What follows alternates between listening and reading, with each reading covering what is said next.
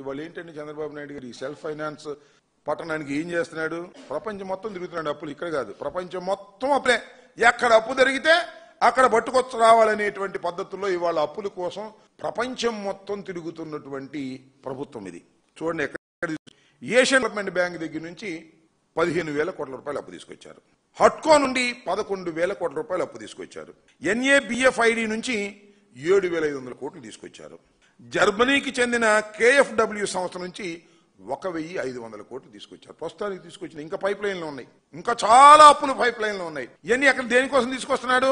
చంద్రబాబు నాయుడు గారు చెప్పాడే self finance పట్టణం అని చెప్పినటువంటి అమరావతి నిర్మాణం కోసం ఇన్ని అప్పులు తీసుకొచ్చి 3,000 కోట్ల రూపాయల కాంట్రాక్టులకి మొబిలైజేషన్ అడ్వాన్స్ ఇచ్చి దానిలో కమిషన్ తీసుకునే కార్యక్రమం, రేట్లన్నీ పెంచేసేటటువంటి కార్యక్రమం ఇవాళ చంద్రబాబు నాయుడు గారు చేసేటటువంటి ప్రయత్నం చేస్తున్నారు. దోపిడీ తప్ప రెండోది లేదు. అప్పు తీసుకురావడం, దానిలో బాబు కొడుకులు ఇద్దరు కొట్టేయడం, ఖర్చు పెట్టడం, దానిలో నుంచి కొట్టేయడం, పనులు మాత్రం అక్కడేం కనపడినటువంటి పరిస్థితులు ఇవాళ ఉన్నాయనేది కూడా ఈ సందర్భంగా నేను చెప్పదలుచుకున్నాను. ఒకసారి వెనక్కి వెళ్తే 2019కి పూర్వం చంద్రబాబు నాయుడు గారు అధికారంలో ఉన్నప్పుడు ఎన్ని టెండర్లు పిలిచాడంటే 41,170 కోట్లతో టెండర్లు ఖరారు చేశాడు. అప్పటి రేట్ల ప్రకారం ఖరారు చేశాడు. ఆ రేట్ల ప్రకారం ఖరారు చేస్తే కాంట్రాక్టర్స్ సిండికేట్ అయ్యారు. సిండికేట్ అయితే ఇందులో కేవలం 5,587 కోట్లు మాత్రం ఖర్చు చేశారు.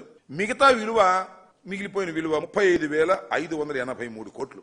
అంటే మొత్తం అమరావతిలో 41,170 కోట్లకు టెండర్లు పిలిస్తే దానిలో ఖర్చు చేసింది ఎంత అంటే కేవలం 5,587 కోట్లు మాత్రమే ఖర్చు చేశారు.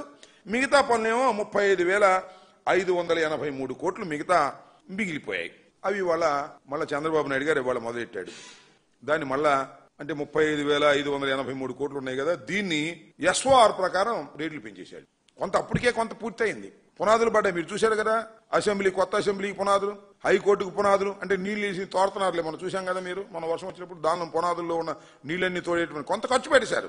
ఆ ఖర్చు పెట్టిన దానిలో మిగిలినటువంటి వ్యవహారం కోసం 35,583 కోట్లను SOR ప్రకారం 48,849 కోట్లకు పెంచేశాడు. ఎక్కడ ఉందా ఇది ప్రపంచంలో? నాకు తెలియగొడుతాను, ఎక్కడా లేదు.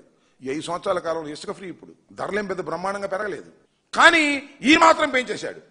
పెంచేయటం, అప్పు తీసుకురావడం, కాంట్రాక్టర్లకు ఇవ్వటం, బాబు కొడుకులు బ్యాగులు సర్దుకోవటం. కేవలం అమరావతిని సొంత ఆదాయమైనటువంటి కేంద్రంగా మార్చుకున్నారు తప్ప రైతులను బాగు చేయాలని, పట్టణాన్ని నిర్మించాలని, ఒక వరల్డ్ క్లాస్ పట్టణాన్ని నిర్మించాలనేటువంటి చిత్తశుద్ధే చంద్రబాబు నాయుడు గారికి లేదు. ఆయన నిజస్వరూపం ఏంటో రైతులకు ఇప్పుడిప్పుడే అర్థమవుతుంది. రాబోయే కాలంలో మరింతగా అర్థమవబోతుందని కూడా ఈ సందర్భంగా నేను చెప్పదలుచుకున్నాను.